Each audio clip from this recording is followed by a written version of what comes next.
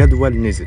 الكلمة دي كانت كفيلة تخلي ضربات قلبك تتسرع وتحس ان الوقت بيجري منك. بس قبل ما تغرق في شبر ميه انا عايز اقولك على حاجة مهمة جدا. بنزول الجدول انت كده عرفت هتمتحن ايه امتى وايه المادة الاولى والفرق ما بين الامتحان والتاني، فانت بالشكل ده خرجت من التوهان اللي كنت فيه. فالفيديو ده مش عشان اقولك الجدول فيه ايه، لان انت خلاص اكيد شفته. انا هنا عشان اقولك تعمل ايه في الفترة اللي جاية بجد وبدون تجميل للواقع.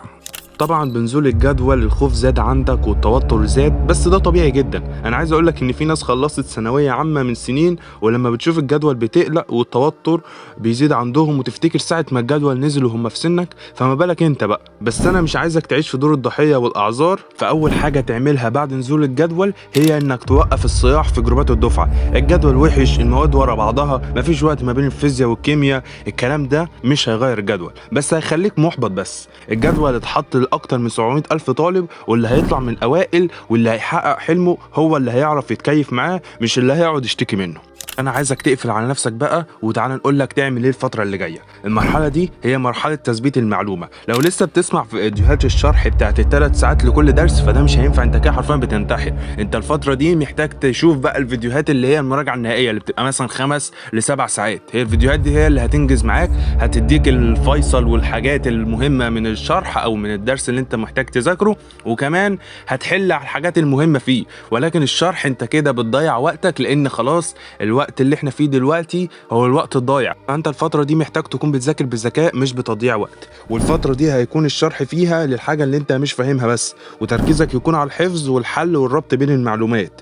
واحفظ اهم حاجه المفاهيم والقوانين زي اسمك، وحل عليها لحد ما عينك تتعود على شكل الاسئله، لان هتلاقي الاسئله بتتكرر وشكل الافكار بيتكرر. ده غير كمان لو انت معاك كتيب المفاهيم فانت حاول تحل وانت بتحل من كتيب المفاهيم، يعني عن طريق ان انت تشوف القوانين اللي موجوده مثلا في الفيزياء في الكتيب ده، فالحاجات اللي مش موجوده تبدا تركز عليها اكتر، والحاجات اللي موجوده فانت تحل منها علشان تحفظ مكانها وتحفظ شكلها، علشان لما تيجي تخش الامتحان ما تاخدش وقت وتضيع وقتك وتتوتر وانت بتدور عليها. ودلوقتي بقى مفيش حاجه اسمها بذاكر الماده اللي بحبها. عندك مواد واقع فيها ومواد ماشي فيها كويس. الجدول بتاعك لازم مثلا يدي 70% للمواد اللي انت واقع فيها زي الفيزياء او العربي او الكيمياء او ايا كانت الماده اللي انت واقع فيها، و30% بقى للمواد اللي انت ضامنها. يعني الماده اللي انت كنت مركز عليها طول السنه مثلا زي الاحياء، لا خلاص هدي شويه عليها، ودي الوقت اكتر للماده اللي انت واقع فيها زي الفيزياء او الكيمياء. ونفس النظام طبعا في ادبي. يعني ما تضيعش يومك كله في ماده انت اصلا شاطر فيها عشان تحس بانجاز وهمي. والماده الكبيره في الفتره دي بقى قسمها مثلا، يعني الكيمياء العضويه بعبع لكل الناس، قسمها لدروس صغيره كل يوم درس مع حل 50 سؤال مثلا. لما تفتت الماده الكبيره عقلك مش هيخاف منها وهيقدر يخلصها. تعالى بقى نتكلم دلوقتي على حل الشوامل.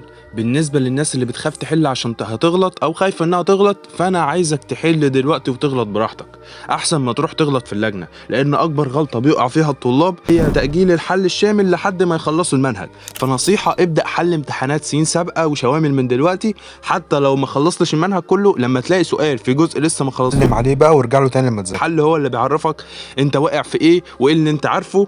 ولما تحل مثلا وتجيب مثلا 30 من 60 في امتحان شامل دلوقتي، ده مش معناه إنك فاشل، ده معناه انك عرفت 30 معلومه كنت هتنقصهم في اخر السنه. افرح بغلطك دلوقتي وصححه، ده هو الذكاء. وما تخافش لما تيجي تحل وغلطت، ما تخافش، اهم حاجه ان انت تتعلم من غلطك. حتى لو فضلت تغلط لحد قبل الامتحان بيوم، المهم تعرف انت غلطت في ايه وتعرف حله احسن ما تروح في الامتحان وتغلط فيه. وعايزك الفترة اللي من دلوقتي دي تبعد بقى عن السوشيال ميديا، جروبات التليجرام والفيسبوك اللي بتسرب اشاعات وبتصدر احباط ليك، لان دول لازم تعمل لهم بلوك لحد اخر يوم امتحان. انت محتاج ذهنك يكون صافي بنسبة 100%، لان اصلا هتلاقي فترة الامتحانات دي بقى تعالى الامتحان اتسرب مش عارف فين، وانت في الاخر ده هيصدر لك طاقة احباط، لانك هتفكر بقى في فكرة ايه ده دول خدوا الامتحان وانا مذاكرتي راحت على الفاضي، وهتبدأ اصلا ما تبقاش عايز تذاكر. فابعد عن الحاجات دي واقفل السوشيال ميديا الفترة دي، واسمع مني وكلمة مني، بلاش برضك لما تيجي من الامتحان تراجع على الامتحان وعلى اجاباتك، لان ده هيأثر عليك في المادة اللي بعد كده. وهتلاقي الكلام ده اصلا ناس كتير بتقوله فترة الامتحانات، فانا بقوله لك من دلوقتي علشان ما تغلطش الغلطة دي. تعالى بقى نتكلم دلوقتي عن 3 حاجات اي حد ناجح مش هيقدر يستغنى عنهم. اول حاجه وهي النوم، تاني حاجه الاكل، تالت حاجه الصلاه. عايزك تركز انك بقى تنام 7 ساعات بالليل، بلاش نظام المطبقين ده اللي بيحرق خلايا المخ، وكل اكل صحي وابعد عن السكريات الكتير اللي بتهبطك، واهم حاجه علاقتك بربنا، والسجده اللي بتدعي فيها هي اللي بتطمنك وقت الامتحان، وادعي في اي وقت في الصلاه وفي اي وقت، لان الدعاء فعلا هو اللي بيغير الاقدار. واهم حاجه بقى ان انت تخصص في يومك ساعه كده يكون بعيد عن الكتب وبعيد عن الموبايل، تتمشى بقى، تتكلم مع اهلك، تشرب حاجه بتحبها. الساعه دي هي اللي هتخليك تكمل ال10 ساعات اللي باقيين منك في المذاكره. ورسالة بقى من القلب، في ناس دلوقتي شافت الجدول وقررت تستسلم وتأجل السنة الجاية، وفي ناس تانية شافت الجدول وقالت دي فرصتي عشان اثبت نفسي